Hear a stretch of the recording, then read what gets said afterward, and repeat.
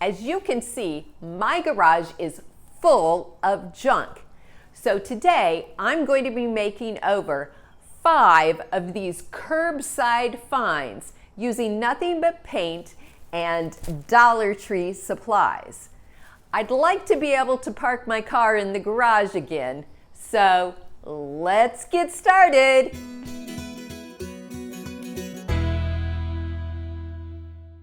I recently stopped in at the Dollar Tree near our local university, and the shelves were so well stocked.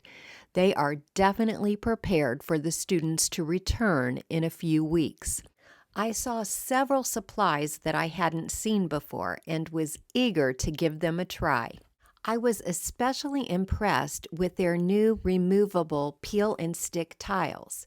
I bought 5 of the blue and white pattern. I was planning on using them to embellish this old wood nightstand. But first, I would need to remove all this Velcro that had been stuck to the side. I saturated it with Goo Gone and let it sit for a good half hour. Then I came back with a putty knife and began prying it loose. Because the Goo Gone was so greasy, I used a pair of pliers to pull it off rather than my fingers.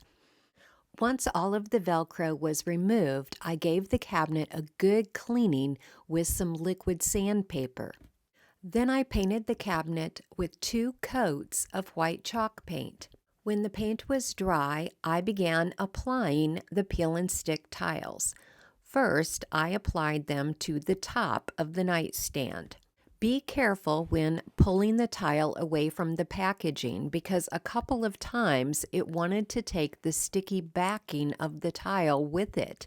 Once it was applied, I used a metal ruler and a Dollar Tree utility knife to cut straight edges. I used some of the scraps that I had cut off to make sure that I had enough to cover both the top and the front of the 2 drawers. But since they're only $1.25 each, you could buy enough so that you can line the pattern up perfectly. I decided to reuse the original handles and just gave them a couple coats of a white primer. Because I had covered up the screw holes with my peel and stick tile, I used an X-Acto knife to punch out the original holes so that I could reattach the handles. As a final step, I applied a coat of clear wax over the painted areas to seal and protect the chalk paint.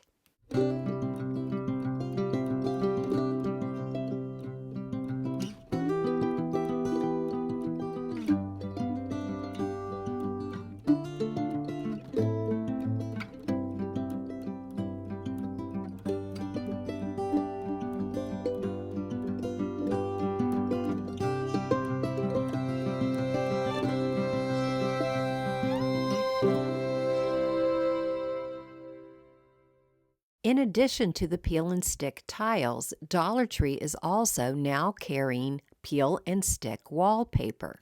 It's the perfect size for covering small areas like the inside of this wall cabinet. I was so excited when I found this cabinet in nearly perfect condition on the curb. My son could really use some extra bathroom storage, but the farmhouse style of this cabinet doesn't really fit in with his basement apartment. So I removed the doors and gave both the doors and the cabinet a couple coats of satin black spray paint. I purchased 4 packages of the extra long bamboo skewers at Dollar Tree. I measured and marked the skewers so that they would fit inside each of the door panels. Then I cut a handful at a time on my miter saw, making sure that I didn't cut them too short. I decided to flip the doors around so that the beaded board side would be on the inside of the cabinet and the flat side would be on the outside of the cabinet. Then I applied wood glue to the inset panel and began laying my skewers into the wood glue. Every once in a while, I would come across a skewer that was a little too long, and I would cut it a bit shorter using my miter shears.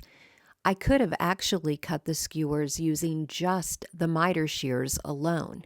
They are a great tool to have on hand, and I have them listed in my Amazon store if you want to check them out. If you can't find the skewers, you could also use dowel rods, and if they're not long enough, you could use them horizontally instead of vertically. Once the inside panel was completely covered with bamboo skewers, I held them in place using some painter's tape, and then I weighed them down with a pile of books. I let the wood glue dry for about an hour. Then I covered the inside back of the cabinet with some of the peel and stick wallpaper from Dollar Tree.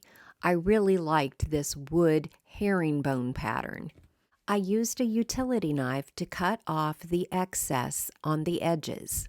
Some of the corners were peeling away from the cabinet's cardboard backing, so I just used a glue stick to stick them back down. Once the back of the cabinet was covered with the wallpaper, I reattached the doors to the hinges. I found 2 handles in my stash that I had purchased a while back from Hobby Lobby that I thought were perfect for this cabinet.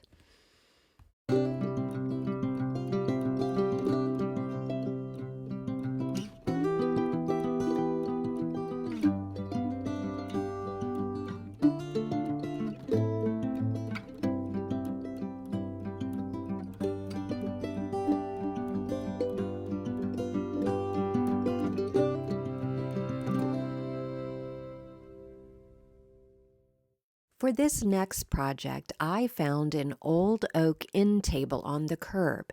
I thought about refinishing the wood, but then I decided that it might make a cute ottoman. After a good cleaning with some liquid sandpaper, I decided to remove the crossbars to make it look more like an ottoman and less like an end table. The table itself was very heavy and sturdy, so I didn't think that the crossbars were needed for structural support. After removing the metal brackets on the inside, I sawed each crossbar in half using my jigsaw. Then I just knocked out each half with a mallet. Then I used my jigsaw to cut off any wood shards sticking out, and then I sanded it smooth with my orbital sander. First, I painted the legs and the lower shelf with a light gray chalk paint, but when it dried, it was a much lighter shade of gray than I wanted. Then I found a dark gray paint sample that I had left over from something and used that as my second coat. The chalk paint served as a very effective primer for this latex paint. To create padding for the ottoman, I cut up several pieces of an old bedspread instead of buying batting.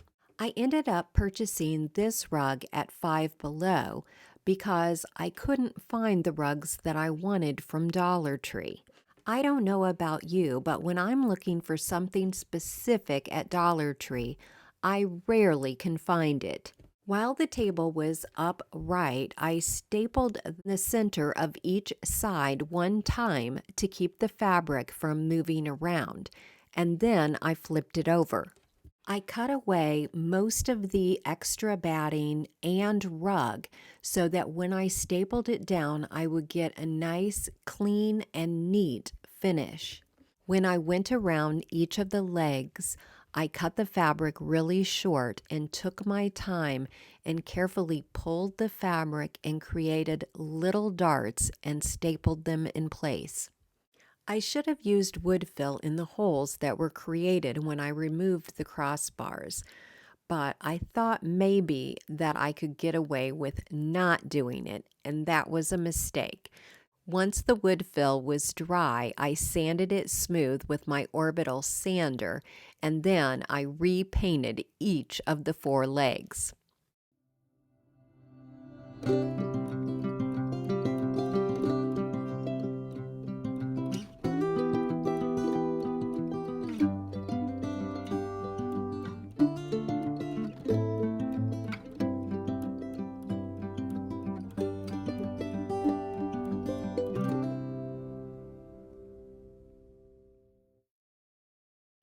I had wanted to try adding a small table to a floor lamp for a while, and since this lamp was free, I decided I might as well experiment and give it a try. First, I marked the center on a square piece of scrap wood that I had in my stash, and then I drilled a small hole in that center spot. And then I used a hole saw to drill a larger hole. Then I sanded all sides of the piece of wood smooth using my orbital sander and 220 grit sandpaper. To slide this piece of wood onto my floor lamp, I would first need to remove the socket and the harp base. If you'd like to learn how to do this, I've explained it in more detail in previous videos, and I'll be sure to link those in my description box. I wanted my shelf to sit up pretty high on the lamp because I was going to use it for plants and decor, not as a side table. I used a mallet to hammer it firmly in place and to level it out, and then I gave it a coat of black spray paint to match the rest of the lamp. I added caulk in the crack of the opening along the top and bottom sides of the shelf. Once the caulk was dry, I painted the entire lamp with a couple coats of moss green spray paint. Once the spray paint was dry, I reattached the heart base and the socket. And now to create a funky lampshade for my funky lamp. I removed the trim off of a thrifted lampshade that I thought was the perfect size for my lamp. Then, to conceal the glue stains from where the trim had been, I hot glued on some burlap trim that I purchased at Dollar Tree. I had also purchased 3 packages of these feather stickers because they looked like real embroidery to me. But when I pressed them on the lampshade, I didn't like that you could see the little transparent edge. So I peeled them off and trimmed off that edge and any other place where I could see the transparent sticker. That made a huge difference. I was really loving the colors in those feather stickers, so I decided to paint different sections of the lamp to match those colors. I just used chalk and acrylic paints that I had on hand.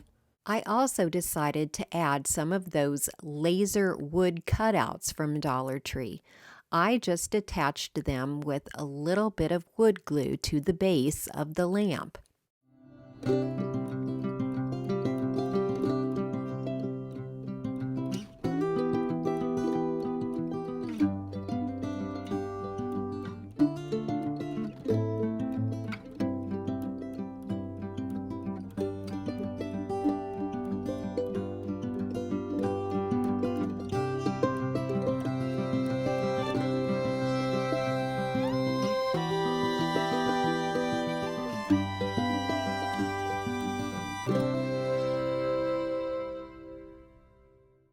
When I saw this next item on the curb, I thought it was a suitcase, but it actually had a hard plastic shell on the inside designed to hold some kind of appliance.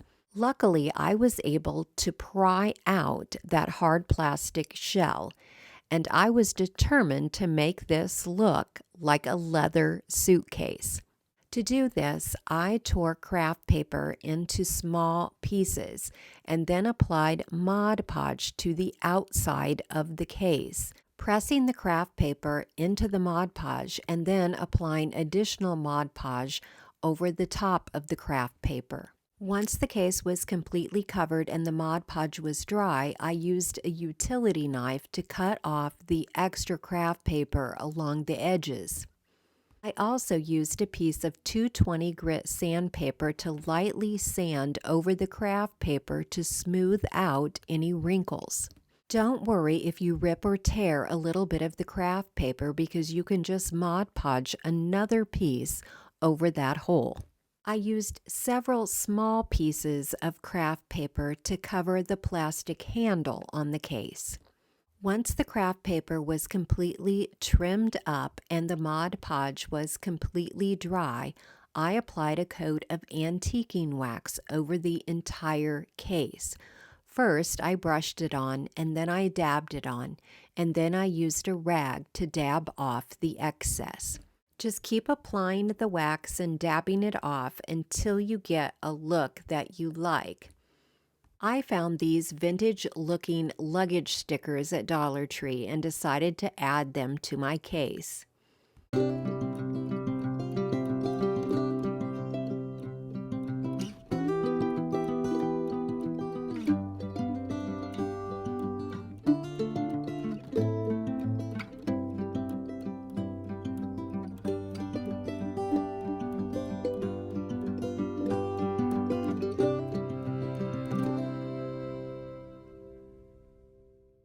If you enjoyed today's projects, here's another video I think you'll like. Thank you so much for watching. Hope to see you next week.